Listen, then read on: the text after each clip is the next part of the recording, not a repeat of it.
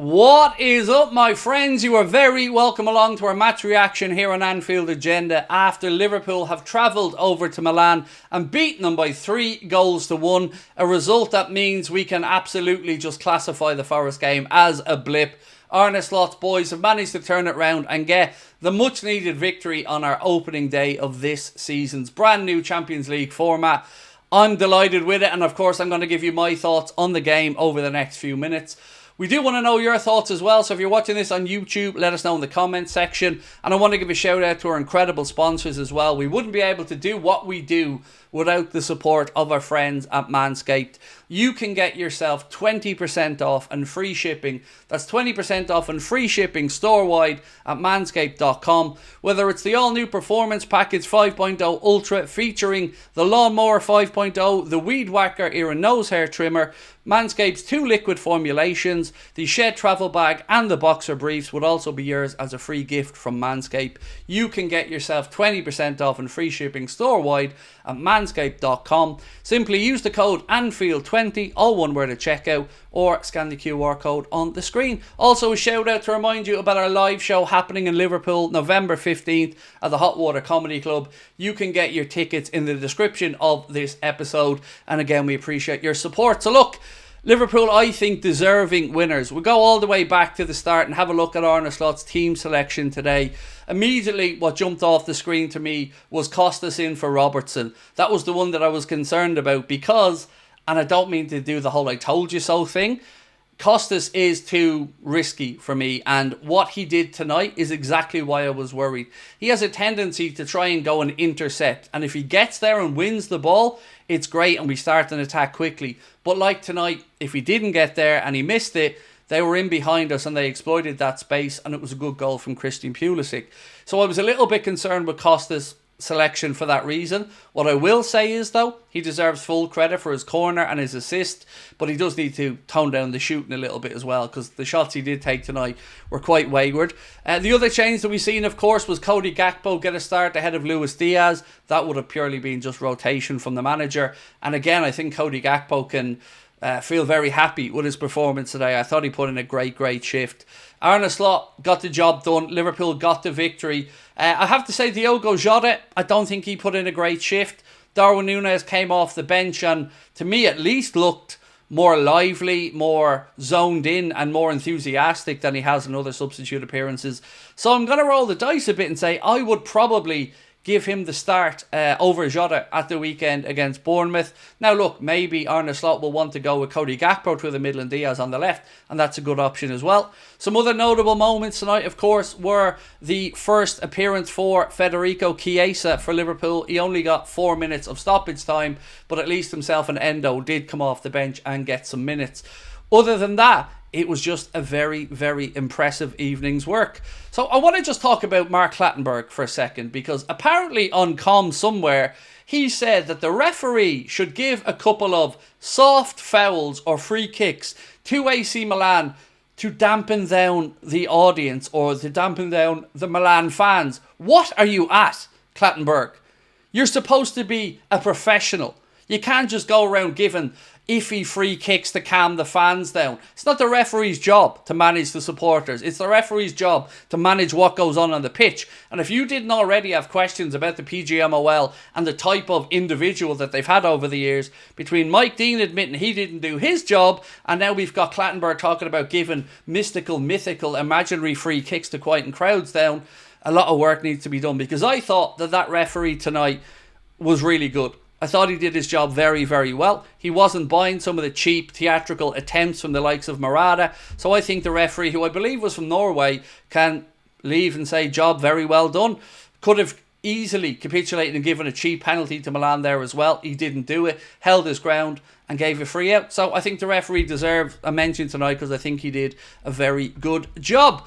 Let's run through some of the underlying numbers now from the game. Possession-wise, it was pretty even. Liverpool with 51%, AC Milan with 49%. Shots on goal, well, Liverpool peppered the Milan goal. 23 shots tonight, 11 of those on target, so certainly trending in the right direction there with regards to the shot conversion or the shots on target percentage creeping up. I think at the weekend it was 14 shots, 5 on target, something like that. For Milan, they had 8 shots, 2 on target. Corners, Liverpool edged that, 5 corners to AC Milan's 2. They were very close in the passing. 4-4-3 was the number of passes for AC Milan. Shout out Todd Bowley, that's his favourite formation. For Liverpool, it was 462 passes, so fairly close there. With regards to passing accuracy, AC Milan 83%, Liverpool 86%, and XG for the game, if you're interested in that, AC Milan's XG was 0.37, Liverpool's 2.74, so both sides technically outperforming their XG. So that is the tale of the game, but my own personal opinion on it is this: Ryan Gravenberch has been quite simply sensational this season, and since he's been given the nod from Arne to start. I would love to see us bring in another number 6, not to take Ryan out, but to manage him better so we can keep him at peak physical and mental levels. And imagine we had the ability of, say, Zubamendi and a Gravenberch there to come in and switch between the two of them. Dominic Szoboszlai as well, shout out to him. The manager asked him during the week, he said, if you're playing in midfield for Liverpool, you want a few more goals and assists. Well, tonight he answered the manager's call and got himself a goal. On top of that, I thought he was just incredible with the amount of ground he covered, the pressing. On Alexis McAllister, I want to get everybody's thoughts on this, because when I'm doing a watch along for the game, so I'm half watching the game, I'm interacting with the chat, I'm bringing up stuff on screen, I'm looking through statistics, so I'm finding it difficult to give a fair reflection of Alexis McAllister's performance. I thought he put in a lot of effort, but when I spoke about it on our live stream earlier on, people seemed to think that he didn't put in a great shift tonight. For me, I thought he worked hard, but maybe, again, I'm being honest here, I could have missed it. Maybe there was a few occasions where he gave the ball away or something, I don't know. On top of that, both fullbacks I thought were okay tonight.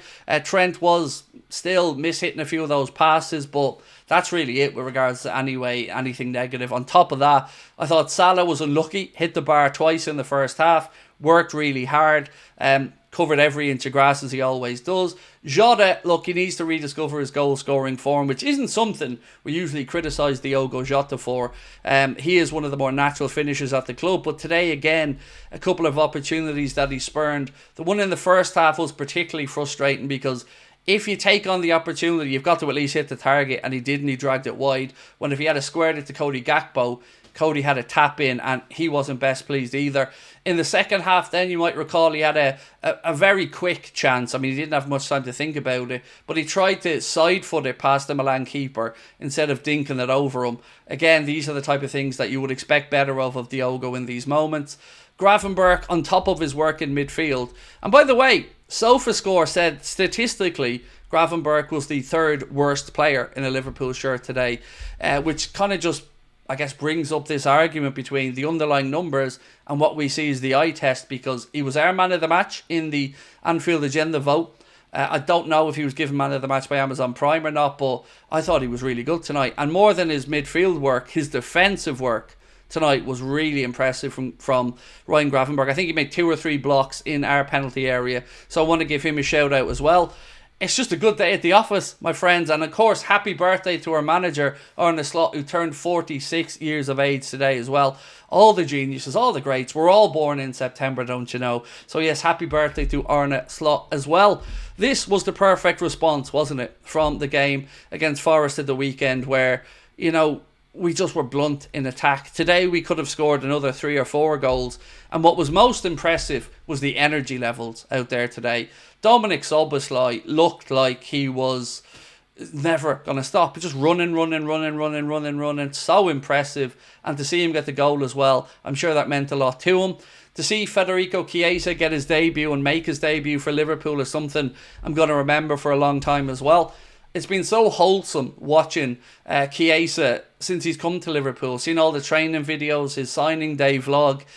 You'll rarely see somebody who seems as happy as him to come and sign for any football club, let alone Liverpool Football Club. So that's won me over on him, and I really do hope that he is a successful signing for us at Liverpool, and today he did make his debut. So let's see how many minutes, if any, he gets at the weekend against Bournemouth. And I'd be interested to just look ahead to that Bournemouth game as well, to get people's thoughts on it. One result tonight in the Champions League that stands out, by the way, is Bayern Munich's 9-2 demolition of Dinamo Zagreb. I believe 4 goals in there from Harry Kane, a hat-trick of penalties. What a scoreline, 9-2. I think the most goals scored in a Champions League game, unless I'm wrong. So that was the standout result tonight as well. AC Milan were beaten, obviously, by Liverpool. You'd seen Real Madrid win by 3-1 against Stuttgart at home. Endrick with a third for them, I think, after Mbappe opened the scoring. Also today, earlier on, Juventus beat PSV Eindhoven by 3-0. And Aston Villa went over and beat Young Boys of Bern by 3-0 as well. So good day for English football all around in that regards. But we're only concerned about Liverpool, right? And looking ahead to the game at the weekend against Bournemouth, I'm excited because now Arne can maybe look at giving Darwin a start through the middle, because it's not like Diogo Jota's been tearing it up. Somebody has to play through the middle. Maybe he could say Cody Gakpo through the middle, Lucho on the left and Mohamed Salah on the right. I don't know. Heck, maybe he could even try Federico Chiesa through the centre. I don't know. One thing I want to get people's thoughts on, and one thing that's intrigued me since we signed Chiesa, is I wonder will we see Mohamed Salah ever maybe used through the centre now that we have a bona fide winger, who can play on, well, a winner as well, who can play on the right side or the left side, meaning he would have an option there on a slot if he did want to push Mo through the centre. We've seen many players like Ronaldo and stuff, as they age, their position changes slightly, so maybe there's an argument that we could see Mo through the centre. I don't know. Love to know your thoughts on that one. Other changes for the weekend, you would expect Andy Robertson to come back in as well and take his place at left back. Be interesting to see if he plays Virgil and Ibu again, or will we see Jarell Kwanzaa come in.